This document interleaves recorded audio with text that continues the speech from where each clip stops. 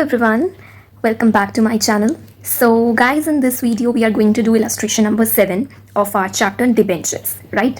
I have seen in this question you have to make ledgers also. So in this question can be a little bit long. So I will try to complete 8 and 9 illustrations in this video, or else अगर ज़्यादा बड़ी video हो जाती है तो I will make a separate video on them. So let's start without wasting any time. X Limited issued 1,12% debentures of rupees 100 each at a discount of 10%, payable in full on application. इस line को हम करेंगे highlight. 10% payable in full on application. I have seen some of the comments were there in the videos जिसमें बच्चे ये पूछ रहे थे कि आपने एप्लीकेशन या पता नहीं कॉल मनी पे क्यों प्रीमियम लिया है. प्रीमियम तो हमेशा अलॉटमेंट पे एडजस्ट होता है, या डिस्काउंट तो हमेशा अलॉटमेंट पे एडजस्ट होता है. नो, ऐसा नहीं है. मैं फिर से रिपीट कर रही हूँ इस कॉन्सेप्ट को. अगर आपको क्वेश्चन में जैसे यहाँ पर दिया हुआ है कि एप्लीकेशन पे you have to take a discount, वैसे ही कई बार क्वेश्चन में होता है on application you have to take premium. तो you have to take that premium और discount on application only. Or if nothing is specified in the question, then you will going to take that premium or adjust that discount on allotment. If there is nothing specified in the question that where you have to take that premium or discount, only then you will going to take it on the allotment. लेकिन अगर हाँ question में allotment दिए तो भी allotment ही लेना है, right? So ये एक point था जो मैंने comments में देखा था. After that, by 31st May 2017, applications were received for 1,20,000 debentures. Debentures were allotted on 9th June. Excess monies were refunded on the same date. Same date का मतलब मैंने लास्ट क्वेश्चन में भी समझा दिया था आपको. Past necessary journal entries also show necessary ledger. So in the question आपकी वर्डिंग्स क्या हैं? आपको ₹100 दिए हुए हैं, ठीक है. 100 का डिबेंचर है एंड डिस्काउंट बोला हुआ है @10%, विच मीन्स 100 का 10%, ₹10 is your discount. And they already told in the question that you have to adjust this discount on application, right? Then you have to issue 1 lakh debentures और application जो आपके पास आएंगे that is 1,20,000. ये मैं सिर्फ rough work में आपको समझाती हूँ. Main question I will solve with you, ठीक है. After that what's there in the question? Debentures were allotted on 9th June. Excess monies were refunded. Past necessary journal entries. So nothing is given कि किस तरीके से आपके ₹100 आपके पास आएंगे. So you will going to assume that all money you will get on application, ठीक है. और उन्होंने 10% payable in full on application भी लिखा है, स्पेसिफाई करा है, ठीक है. स्पेसिफाई करा हुआ है क्वेश्चन में 10% payable in full on application, ठीक है. तो सारा का सारा अमाउंट एप्लीकेशन पे आ रहा है. So we are going to pass the entries regarding application. मैं रफली सॉल्व करूंगी. Bank to application, okay. Second, application to 12% debentures account, ठीक है. इस क्वेश्चन में आपकी एक और चीज़ है रिफंड वाली entry. So to bank account. These are your 3 major entries. Now just solve with me and look into the question again. Question को आपने बार बार देखते हुए चलना है, कहीं कोई पॉइंट मिस ना हो, okay. So 1,20,000 इंटू 90 कैसे आया? आपकी जो एप्लीकेशन है उस पर आपने 100 में से 10 का डिस्काउंट दिया है, तो ₹90 you will going to receive, ठीक है.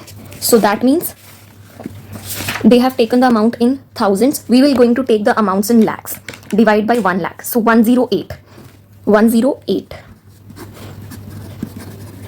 ये मैं फिर से एक बार दोबारा बताऊंगी. इन लैक्स मॉड्यूल में आपका मे बी इन 000 है, ठीक है. आप वैसे भी कर सकते हो, इन लैक्स भी कर सकते हो, राइट.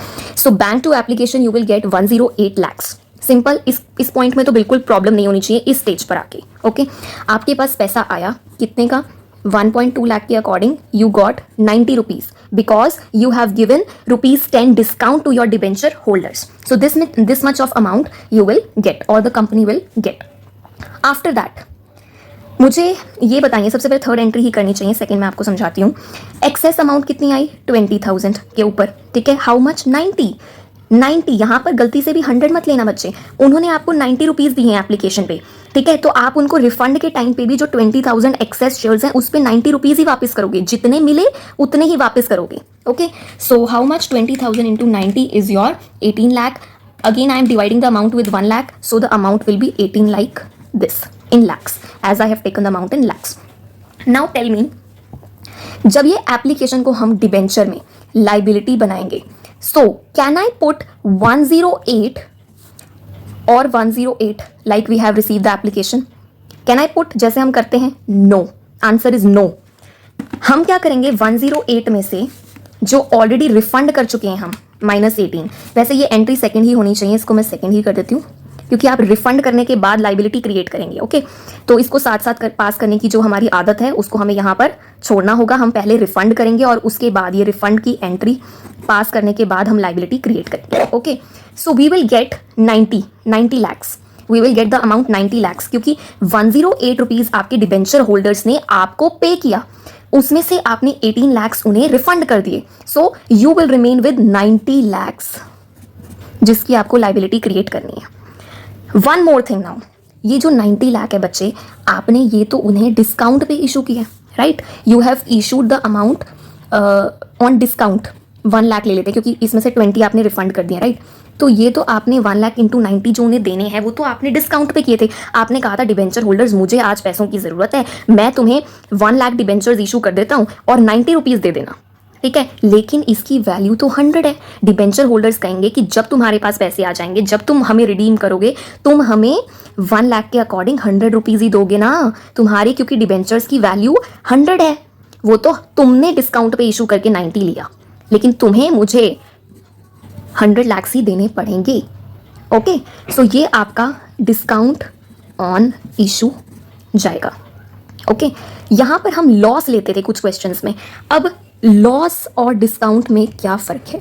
लॉस हम तब लेते थे जब रिडम्पशन में हम यहाँ पे प्रीमियम लिखते थे, जब हम यहाँ प्रीमियम पे रिडीम करते थे. फेस वैल्यू 100 के बजाय अगर मैं तुम्हें कहती कि मुझे 100 के बजाय 105 चाहिए, ठीक है, तो 105 100 तो मेरी फेस वैल्यू होगी, 5 मेरा हो गया प्रीमियम, ठीक है? तो उसको मैं कंसीडर करके यहाँ लॉस लिखती कि मुझे जो पैसा आया वो इतना आया, पे मैं प्रीमियम के साथ ज़्यादा कर रही हूँ, वो लॉस होता कंसिडर.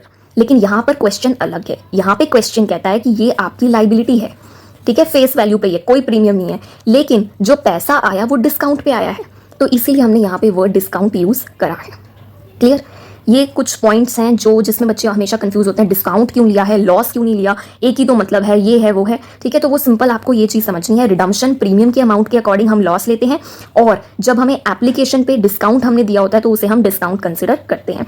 रेस्ट आपका सिंपल रहा, कुछ नहीं था. जितनी एप्लीकेशन पे मनी आती है डिस्काउंट पे वो लेनी, डिस्काउंट वाला पैसा ही रिफंड करोगे क्योंकि उतना ही आया, एक्सेस एप्लीकेशंस का वापस कर दोगे.